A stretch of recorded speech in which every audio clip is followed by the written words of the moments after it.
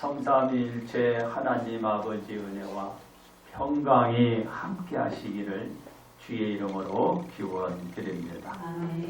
예수님이 고난뒤 골고다 언덕 위에서 십자가에 못 박혀 죽으사 악의 결의와 행사에 찬송하지 아니한 유대인의 동네 아리마떼 사람이요 하나님의 나라를 기다리는 요셉이란 사람이 빌라도 총독에게 가서 예수님의 시체를 달라하여 예수님을 십자가상에서 내려 세마포로 잘 싸고 아직 사람을 장사한 일이 없는 무덤에 예수님을 안치시켰습니다. 그러나 예수님께서는 말씀하신 대로 십자가상에서 죽으시고 3일 만에 부활하셨습니다. 그러므로 부활에 대한 한마음이란 제목으로 여러분들과 함께 은혜를 나누고자 합니다. 첫째로 부활하신 예수님의 행적입니다. 바울은 고린도 교인들에게 복음을 전하였습니다. 즉 예수님께서 우리의 죄를 짊어지시고 죽으셨다가 3일 만에 부활하셨음을 전한 것입니다. 이를 믿는 모든 사람들은 구원을 얻고 그 모든 사람들은 참된 교인임을 가리켜 살겠지만 정작 고린도 교인들은 복음의 능력을 체험하지도 못한 채 살아가고 있었습니다. 이에 바울은 고린도 교인들에게 다시금 알게 하기 위한 말씀을 전하였습니다. 그렇습니다. 고린도 교인들이 바울이 전한 복음의 말씀을 굳게 지키고 헛되이 믿지 아니하였으면 그 복음에 대한 믿음으로 말미암아 구원을 받게 될 것이라고 전하였습니다.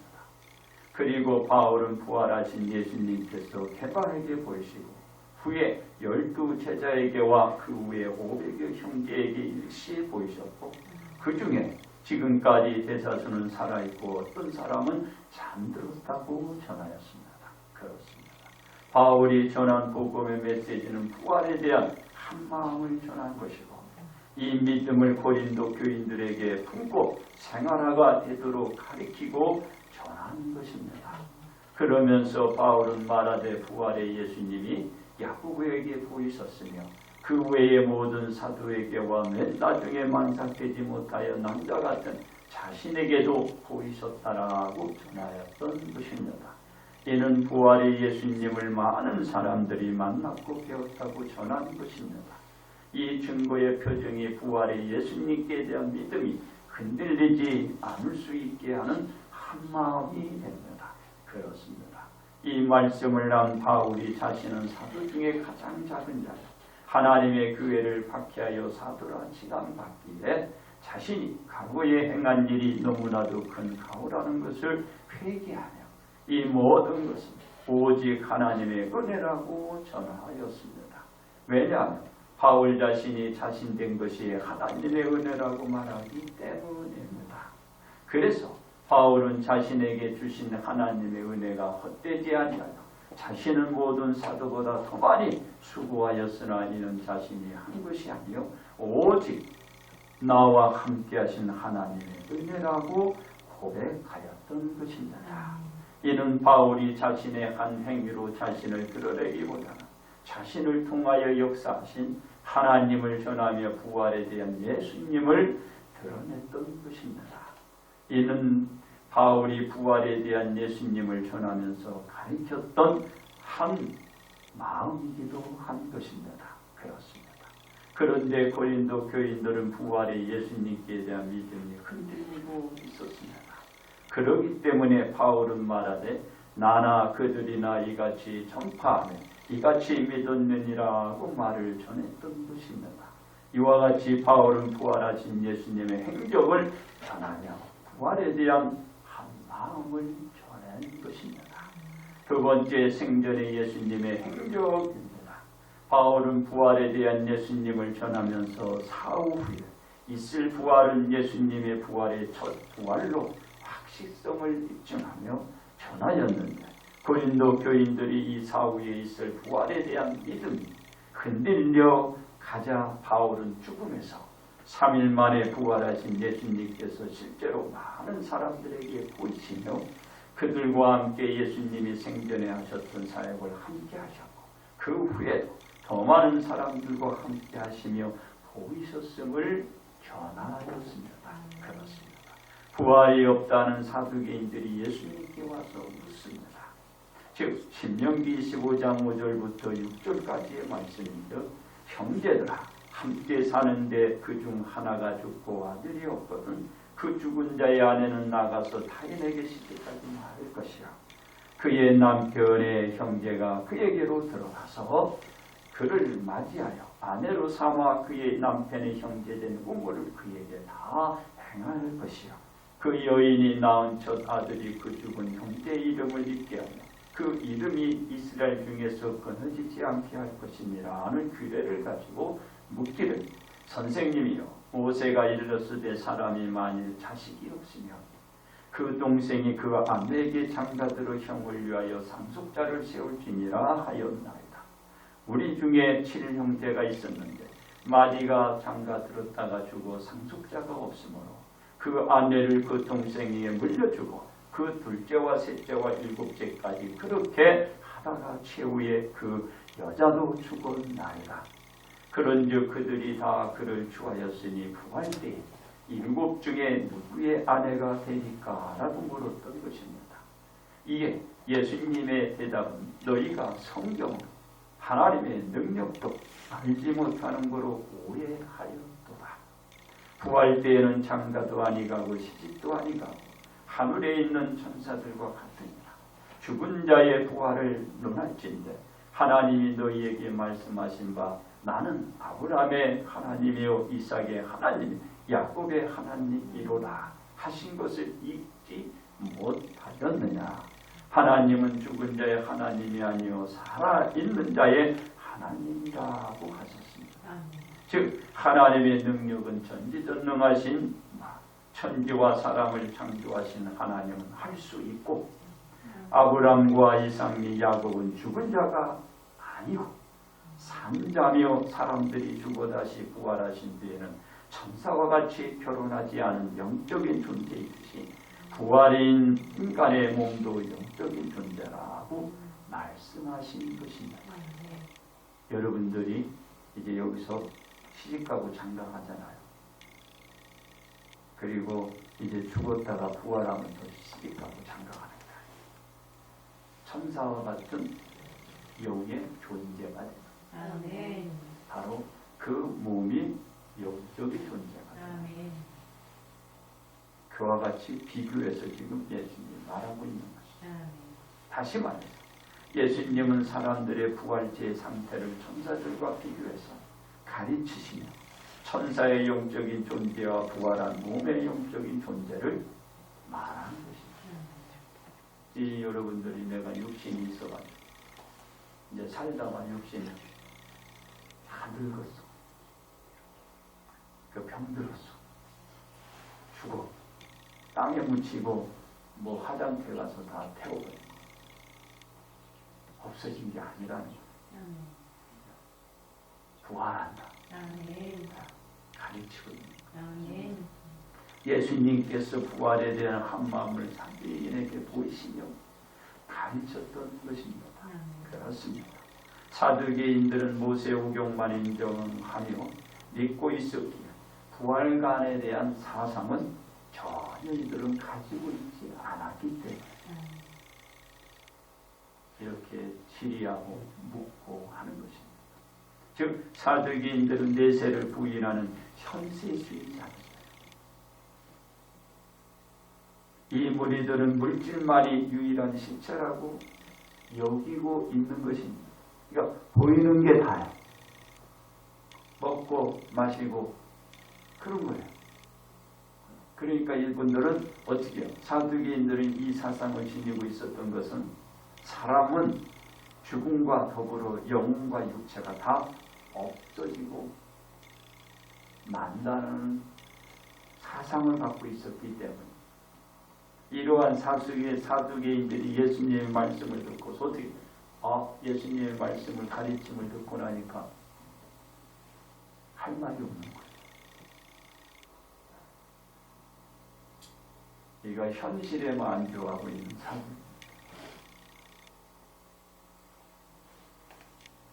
그러니까 사두개인들은 더 이상 예수님께 묻지 않았던 것입니다. 그렇습니다. 예수님은 공생의 기간 동안 죽은 뒤 부활에 대한 말씀을 전했고 가르쳤던 것을 볼 수 있습니다. 예수님의 말씀은 사람들이 죽으면 죽은 뒤 다시 살아나실 것을 말씀하시며 부활을 말씀하셨습니다. 예수님 언제 생전 말씀을 전하면서 예수님께서 부활에 대한 것을 말씀하셨습니다. 이는 사람들은 반드시 부활되어 심판선상에서 심판을 받게 될 것임을 분명히 예수님이 천명하고 있다라는 것입니다. 부활이 있다.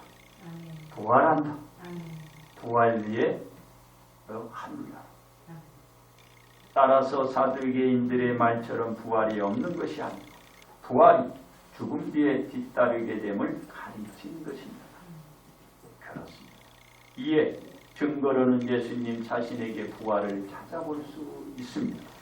즉 마태복음 16장 21절 예수 그리스도께서 자기가 예루살렘에 올라가 장로들과 대제사장들 서기관들에게 많은 고난을 받고 죽임을 당하 제3일에 살아나야 할 것을 제자들에게 비로소 나타내심이라고 말씀하신 대로 마태복음 28장 6절에 그가 여기 계시지 않고 그가 말씀하신 대로 살아나셨느니라는 말씀처럼 예수님은 죽은 자 가운데 3일 만에 부활하셨습니다. 이 부활에 대한 한마음이 예수님의 마음이자 생전에 예수님의 행적인 것입니다.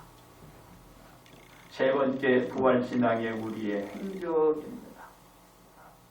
바울이 전한 복음이 세상의 기쁜 소식이다. 죄를 씻어내며 죄로 말미암아 가로막혀 있던 벽이 무너지고 하나님께 나아갈 수 있는 길을 여는 것입니다. 이 복음이 고린도 교인들에게 전해졌고 이 믿음의 신앙생활을 해갔지만 고린도 교인들에게도 부활에 대한 믿음이 흔들림의 조짐이 나타났습니다. 이에 바울이 부활에 대한 한마음이 흔들리지 않도록 고린도 교인들을 깨우쳐 주셨습니다. 바울이 전함은 예수께서 부활하신 후 예수님께서는 사람들에게 친히 드러내시며 40일 동안 그들에게 보이시며 하나님 나라의 일을 말씀하시고 그들이 보는데 어떻게 올려져 하늘로 가신 것입니다. 그리고 바울이 전한 것은 그들 가운데서 이제 다시 본대로 올 것을 얘기하는데 어떻게 부활에 대한 한마음이 변절치 않고 부활신앙을 믿지 않은 행적을 보인다면 고린도 교인들은 다시 이 땅에 오시는 예수 그리스도를 재림으로 맞이하게 될 것입니다. 올라가셨다가 다시 이 땅에 오게 되는 예수님을 맞게 되는 거예요. 자, 그렇게 되면 아니 올라가신 예수님이 다시 오는 그 예수님을 여러분 맞게 될 때는 여러분들이 하늘나라 가는 거예요. 아멘. 근데 그거 보지 못했다. 그러면 그 문제가 있는 거예요. 왜? 왔다가 금방 가요. 그 순간에 이루어지거든. 그냥 박차 같듯이. 우리가 조심해야 돼. 예수님께서도 부활에 대한 것을 가르치고 그 부활에 예수님이 재림하시기 전에 일어날 일들을 말씀하시면서 하나님의 자녀들에게 행동 수칙을 일러주셨습니다. 이제 부활에 이제 일어날 그 순간에 그런 조짐이 있을 때 우리 보고 어떻게 하라고 가르쳐 주는 거예요. 그 행동 수칙가 뭡니까? 즉 그날의 지붕에 있다 내려가지도 집에 있는 것을 가지려고 하도록 밭에 있는 그것을 겉옷을 가지려고 한다고 하지 말라. 그 시간이 있다 없다? 없다라는 거예요. 그 생각을 가지고 그 행동을 했다가는 안 된다. 하지 마라. 그때의 인자가 구름을 타고 큰 권능과 영광으로 오는 것을 사람들이 보리라고 하신 것입니다. 그러니까 딴짓하다가는 인자가 오시는 그 모습을, 결국은 그 영광. 자, 보지 못했던 어떻게 됩니까? 같이 가야 되는 어떻게 됩니까? 화가 있겠죠. 그러니까 말씀대로 행동수칙을 따라야 돼요. 바로 이건 대혼란의 환란 속에서 이제 격변하고 나서는 이렇게 인자가 하늘에서 오시는 거야. 예수님 재림을 하시는 거죠. 그걸 우리가 다 봐야 되는 거죠. 보는 자가 바로 승리합니다. 그렇습니다. 부활에 대한 한마음이 모두에게 있어야 화가 아니고 복이 되는 것입니다. 그렇습니다. 우리는 부활신앙의 행적을 보이며 이 순간까지 살아왔습니다. 우리가 부활신앙을 믿고 지금까지 왔잖아요. 왜 그런가? 우리가 해마다 부활절에 대한 부활절 예배로 영광을 돌립니다. 예수님의 부활에 대한 부활신앙을 다지면서 우리의 신앙을 견고하게 지금까지 지켜왔기 때문입니다. 부활신앙을 믿고 지금까지 오는 거예요. 이 신앙을 믿고 지금도 서 있고. 우리 문종광 집사에 얼마나 힘듭니까? 그 신앙을 믿고 지금 힘든 이 시간을 견딥니다. 하나님이 위로하시고 오늘 이 시간도 안수 새 힘을 주시기 바랍니다. 붙들어 주시는 하나님. 그 신앙으로 우리가 주님을 찾는 것. 그럼 쉬어도 오고 그냥 우리가 확 쉬어오는 게 내가 집에 있고 딴 데 있는 것보다요 주님 앞에 찾는 그것에 우리가 복인 것입니다. 그게 복이죠. 그래서 우리가 기어다니면서 우리가 엉벙엉벙 가고 길을 쓰면서 주님 앞에 오는 거예요. 그걸 누가 알아요? 하나님이 하시고 하나님이 하시고 전지전능하신 하나님, 무서부지하나님. 항상 내가 어디 있거나 어떤 생각을 할 때 주님이 다 하시고 그래서 우리에 대한 생각을 증거받을 필요가 없어요. 들을 필요도 없어요. 우리 주님이 다 아시는 거예요. 우리가 그걸 믿는 거예요. 그래서 우리가 부활에 대한 한마음은 우리들의 죽은 뒤 다시 살아날 확신의 믿음으로 자리매김을 하여야 부활신앙의 우리 행적은 계속했으며 그러니까 지금도 그 부활신앙의 그 행적으로 지금도 살아가 오늘도 이 부활 예배를 드리게 되는 것입니다.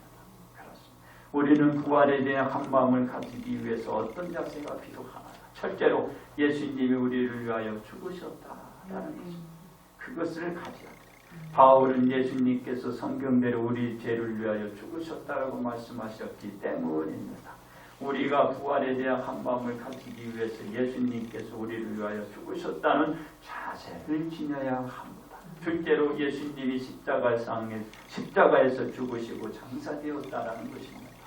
바울은 예수님께서 성경대로 십자가 못 박혀 죽으시고 장사를 치르셨다고 말씀하셨기 때문입니다. 우리는 부활에 대한 한마음을 지니기 위해서 예수님이 십자가에 못 박혀 죽으시고 장사를 지낸 바 되었다는 자세를 가져야 합니다. 셋째로 사흘 만에 다시 살아나셨다는 것입니다.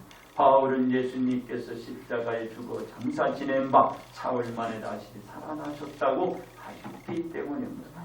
우리는 무덤에 장사 지낸 바 예수님 사흘 만에 다시 살아나셨다는 자세를 가져야 합니다. 그렇습니다. 부활신앙의 우리의 행적이 이어가기 위하여 우리는 부활에 대한 한마음을 가져야 합니다. 이 부활에 대한 한마음이 상황에 따라서 변하거나 변절되어서는 안 됩니다.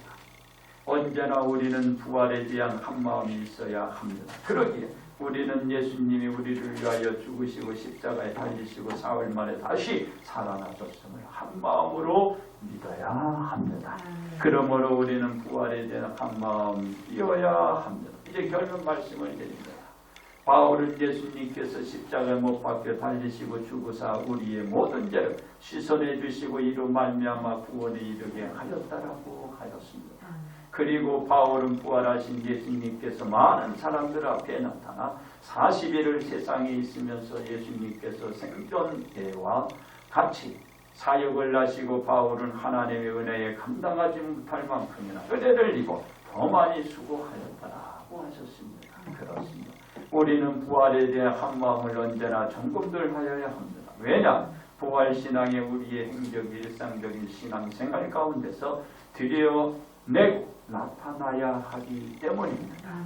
이와 같은 부활에 대한 한마음이 이번 부활절 계기로 말미암아 우리 모두가 재다짐을 갖는 기회로 삼아서 자신들의 부활에 대한 한마음을 점검하여 더욱더 부활에 대한 한마음을 확고하게 세우셔서 우리 온 성도들이 복 받으시기를 주님의 이름으로 축복합니다.